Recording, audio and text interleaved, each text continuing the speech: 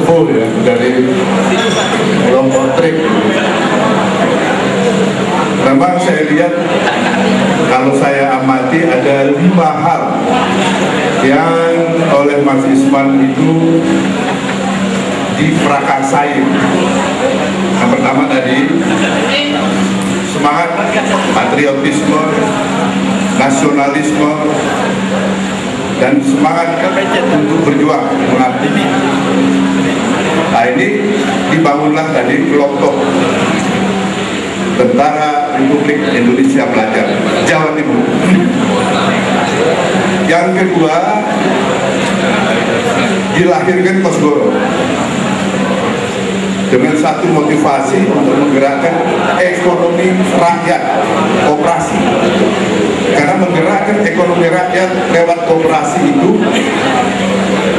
kita meniadakan hal-hal yang membedakan kita, baik ideologi, baik hal-hal yang membedakan di antara teman-teman trik pada waktu itu. Karena teman-teman trik itu ada yang tadi digambarkan, ada yang ke kiri, ada yang menengah, ada yang ke kanan, ada yang di PDIP, ada yang di PDI, ada yang di Golkar, ya, ada yang ya, di berbagai macam kegiatan organisasi yang ada pada waktu itu. Ada yang di P3 juga ada. Yang ketiga, ini hal-hal yang fundamental. Kosgoro membuka hutan di Sri Bawono. Ini satu hal yang tidak ada organisasi kemasyarakatan yang tergerak untuk bagaimana membuka hutan di Lampung. Yang tadinya satu desa kecil di tengah hutan, kemudian sekarang menjadi satu kota dengan penduduknya lebih dari 300.000 yang kita kenal sebagai Sri Bawono. Dan kalau ulang tahun Kosgoro di sana, itu yang peringati satu kota, yakni Sri Bawono di tengah-tengah di Lampung Timur. Yang keempat, ini pikiran orang saya lihat waktu itu ya, saya masih muda. Saya lihat ini Mas Isman ini seorang pemimpin yang saya katakan ini setengah gila. Gila-gilaan gitu ya. Bayangkan saja mau bercita-cita punya gedung 20 lantai di Jalan Tamrin. Gak ada itu tidak ada organisasi politik ormas manapun yang punya cita-cita seperti itu. Kalau pikirannya tidak setengah gila ini saya anggap. Tapi akhirnya bisa terwujud, ya. Ini Mas Maulana nurunin juga nih. Jadi itu tadi ada 4 hal yang saya lihat bukan main apa yang dikreasikan oleh Mas Isman, dan itu terwujud. Yang kelima, yang terakhir ini, bagaimana dia membangun satu perkawanan, satu pertemanan itu yang dia tidak melihat perbedaan ideologi, perbedaan agama. Jadi ada lintas ideologi, ada lintas agama. Ada satu hal yang pada waktu itu ya, saya anggap ini kalau bukan orang setengah gila nggak mungkin bisa. Bagaimana teman-temannya yang dari Pulau Buru baru bebas dari Pulau Buru, diajak ke sini makan, ada ratusan, diajak makan bersama, ngobrol bersama. Dan itu pada periode Orde Baru. Bayangkan, pada periode Orde Baru Mas Isman sudah seperti itu jiwanya itu. Bagaimana dalam arti konsekuensi mempersatukan, dan ini satu hal yang saya anggap luar biasa. Demikian gambaran saya sampai hari ini, dan insya Allah inilah bagian-bagian yang bisa kita kenal, kita lanjutkan, dan merupakan warisan yang sangat berharga. Demikian, terima kasih. Terima kasih Pak Freddy. Silakan dinikmati hidangannya. Ini ciri khas setiap hari Rabu malam kalau Anda kesini, pasti akan ada suguhan semacam ini. Karena setiap Rabu malam Grup Diskusi Nasional Kosgoro itu menyelenggarakan diskusi di rumah Mas Isman ini, di rumah perjuangan kita ini. Jadi sekaligus saya mengundang setiap Rabu kalau lagi jalan-jalan dari daerah ini, di daerah ada Mas Cahyo, Mas Bara, Mas Surabaya masih, Mas Abron, ya, kan banyak kan dari daerah-daerah. Kalau dari Sumatera Selatan, kalau hari Rabu malam datang ke sini pasti bertemu dengan teman-teman. Dan itu adalah juga ajaran Mas Isman yang disampaikan kepada kita dulu. Yo mampir di Blora itu minimal maaf ini numpang dulu. Maaf kan udah maaf duluan tadi ya. Jadi halal sudah. Baik, ini yang tapi kekuatannya luar biasa. Nah, Mas Isman ada hal yang kita harus contoh. Tadi saya masuk Kosgoro itu kan Jonaro datang karena suruh ngisi korannya berita Batam dulu. Diajak ke sini apa sih Kosgoro? Tapi sama Mas Isman almarhum saya kenal karena sepupu saya, kakak saya dan tentara pelajar, tapi tentara pelajar Semarang sering kesini saya diajak. Tentara pelajar Jogja, Suratno sering kesini saya diajak bertemu dengan Mas Isman. Sebelum saya masuk resmi Kosgoro tahun 2002. Pertama, Mas Isman punya motivasi untuk bisa mengumpulkan pelajar. Di Indonesia ini hanya 3 negara yang berevolusi. Ada saya, Vietnam, dan satu lagi Indonesia. Tapi satu-satunya yang punya tentara pelajar yang merebut senjata di Jepang, tolong NTT supaya tahu bahwa cikal bakal trik. Yang kedua, ini penting sekali, apa yang dikatakan oleh Pak Menteri Pertahanan tadi betul sekali Pak. Mas Isman itu juga salah satu pencetus revolusi ABRI, tapi bukan revolusi ABRI yang menguasai kehidupan sipil, bukan. Karena revolusi ABRI itu dicetuskan oleh Mas Isman, bukan dicetuskan, digagas bersama Mas Isman, karena mereka ada standing dan diserap semua pemikiran intelektual ABRI ini oleh Kasat. Tanggal 11 September tahun 1958 Pak Nas sebagai Kasat waktu disnatalis AMD yang pertama kali 58, beliau mengatakan TNI mengambil the middle way, jalan tengah, terjadilah kemenangan revolusi. Sejarah Pak ada beberapa hal yang saya katakan demikian. Yang terakhir adalah Mas Isman bisa menjadi pengayom dari seluruh teman-teman yang ada di politik. Oleh karena itu, saya tadi garis bawahi berkatakan saudara tadi, kita kita berusaha memperjuangkan Mas Isman bisa diusulkan menjadi pahlawan nasional. Tahun ini, mumpung bosnya Mas Hayono itu jadi presiden. Saya khawatir kalau nanti bosnya Mas Hayono udah nggak jadi presiden, bos yang lain lupa akan Mas Isman, lupa akan perjuangan. Jadi mumpung sekarang ini, jadi saya kira Pak Menteri Pertahanan, ini sekali lagi Pak Isman itu. Terima kasih.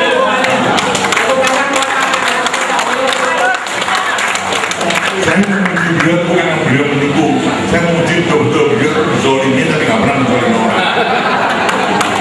Oleh karena itu saya pikir hari ini tema yang utama adalah mengingat beliau memain kembali apa yang dikatakan Pak Jonaro betul tadi, kuat dalam prinsip, teguh dalam prinsip, lurus dalam. Saya ingat kata-kata dari Thomas Edison, and matters of life swing with calm, and matters of principles stand like rock. Sama dengan kata-kata Pak ini. Oleh karena itu sekali lagi teman-teman Kosgoro, nggak usah khawatir. Lalu ada di Gerindra, ada sahabat saya di Golkar, kalau di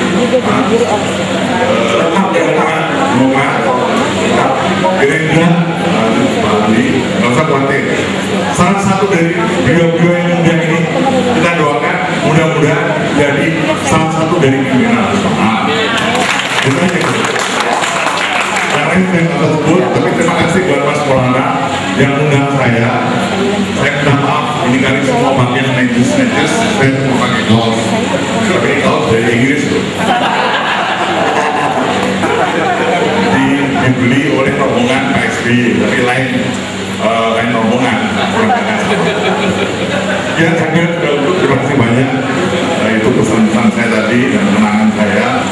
Saya harus hampir hafal semua teman-teman militer di sini, khususnya para pejuang 45, Mas Bing juga.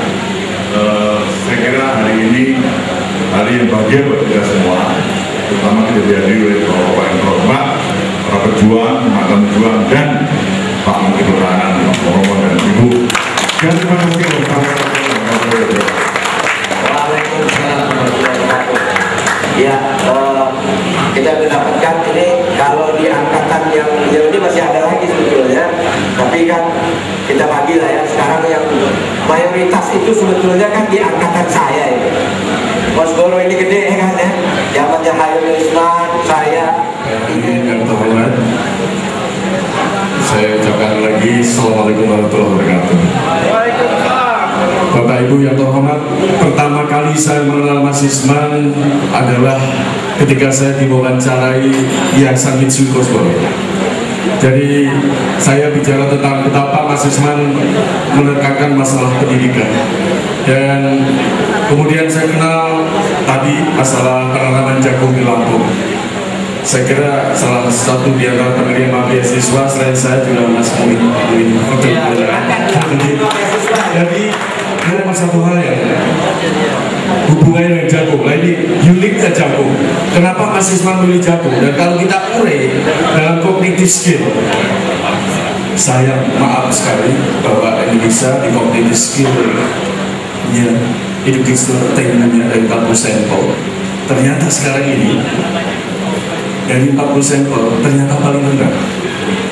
Jadi ini padahal kalau kita mengurai ajaran Mas Isman, jagung, kenapa beli jagung? Coba kita perhatikan, jagung satu ditanam jadi berapa? Jagung satu ditanam itu jadi tanam jagung. Tanam jagung itu ada 3 tongkol. Pernahkah Bapak menghitung berapa biji dalam satu tongkol? Satu tongkol itu ada 500, kalau 3 biji 1500. Jadi satu butir ditanam di bumi Indonesia ini menjadi 1500. Kalau bunganya berapa? 1.500 kali 100%. Itu baru 3,5 bulan. Kalau ditanam 2 kali berapa? 1.000 ditanam jadi 1 juta. Kalau 1 tahun berapa? 1 miliar. 1 butir jadi 1 miliar dan 1 tahun. Berapa persen itu? 100 miliar persen. Bunga bank kita berapa? 5. Potongannya 7, inflasi 10. Diambil kali dari garis tabulan berapa? Nah jadi ini adalah suatu ajaran cognitive skill yang dilupakan oleh kita. Bahwa sebetulnya ketika menanam jagung ada cognitive skill, ada ajaran mana yang sesungguhnya bahwa sesuatu yang kita lakukan ini berguna untuk kita. Ketika kita mengenal tanaman di Jakarta ini, ada 4,5 juta tanaman di Jakarta, pohon. Coba teliti mana yang bermanfaat. Hampir semua dan tidak bermanfaat. Coba kalau itu ditanam misalnya bukan geludukan angsana akasia, tapi itu mangga, jeruk, buku, manggis di seluruh 4,5 juta tanaman itu.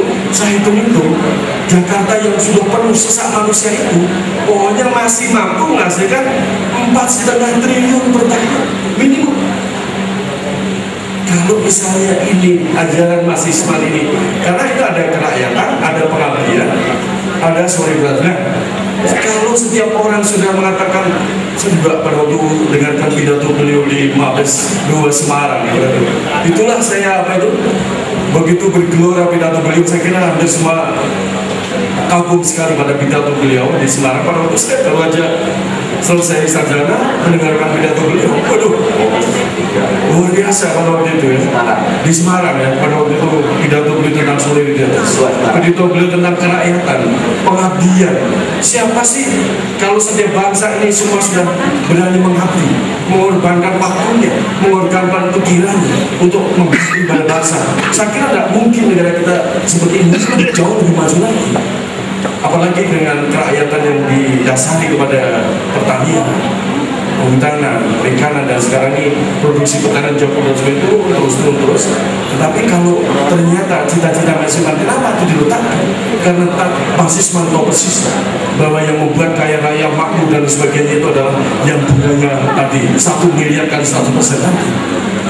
Dan itu akan menjadikan kita energinya Pak Menteri tadi, apalagi kalau kita nanti nanam kemiri aren yang 4 juta hektar itu sudah menghasilkan 1 juta barrel per day, itu hanya cukup 4 juta hektar, aren itu 1 juta hektar. Saya kira Pak Wakil Menteri dulu sudah mulai menyentuh kemiri sebelum lambat. Saya kira nanti Pak Menteri bisa lanjutkan bahwa Mas Isman di dalam hal pendidikan sudah meletakkan dasar yang sangat kuat. Bahkan saya merasakan sendiri betapa generasi saya kira paling banyak ini yang terima beasiswa itu pada waktu itu dari Yayasan Mitsui Kosgoro, dan kemudian dikenalkan dengan gabung dan sebagainya. Itu adalah tokoh yang luar biasa. Inilah inilah membentuk bangsa, karakter bangsa, dan semoga orang tidak melupakan dan kita akan terus kenang beliau sebagai pahlawan nasional. Assalamualaikum warahmatullahi wabarakatuh. Adalah penerima beasiswa. Ada 2 rektor di Indonesia yang alumni Mitsui Kosgoro, ada 5 dirjen, 1 menteri, ya, dan 500 penerima beasiswa adalah waktu Mas Isman masih hidup. Kami menerima 25.000 per bulan pada tahun itu, dan ada 30 per tahun yang bisa disekolahkan oleh beasiswa Mas Isman. Tapi sekarang beasiswa sudah menurun, hanya 4 orang saja dan hanya 100.000 per bulan, karena dana bunga daripada bank itu menurun jadi 4,5%. Kalau dulu 15%, jadi duitnya di sana hanya 300 juta. Barangkali Mas Ayono, ini laporan saya, tolong diberikan kepada seluruh orang Kosgoro supaya bisa menyumbang dana abadi di beasiswa. Saya adalah sekretaris umum Grup Diskusi Nasional, sekarang beliau ketuanya. Saya disuruh oleh saya disuruh oleh Mas Isman mendampingi Mas Sarwono sebagai ketua umum Grup Diskusi Nasional. Grup Diskusi Nasional ini gajinya diambil dari gajinya Mas Sarwono, lalu dari Mas Isman sendiri untuk biaya makan. Setiap makan itu kita makan opor ayam atau tempe dan lain-lain. Lalu dari anggota DPR yang 70 orang dari Golkar pada waktu itu, di bawah Ben Silitonga, dia juga menyumbang tiap bulan. Sehingga masih pertimbangan Mas Isman melahirkan pidana. Dia jelaskan panjang lebar. Kemudian dia mengatakan, kalau kalian menjadi tokoh pemimpin, teguhlah dalam prinsip, tapi luwes dalam penampilan. Kalian akan selamat. Oke, Mas. Lalu dia bilang lagi,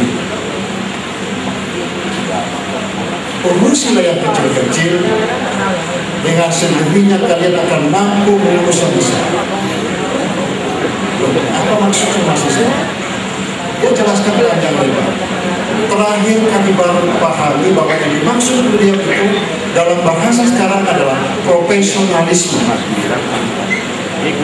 Kalau kita bisa bersikap profesionalisme, kita akan bisa survive dimanapun kita berada. Kemudian ajaran yang ketiga, ini yang panjang perdebatannya.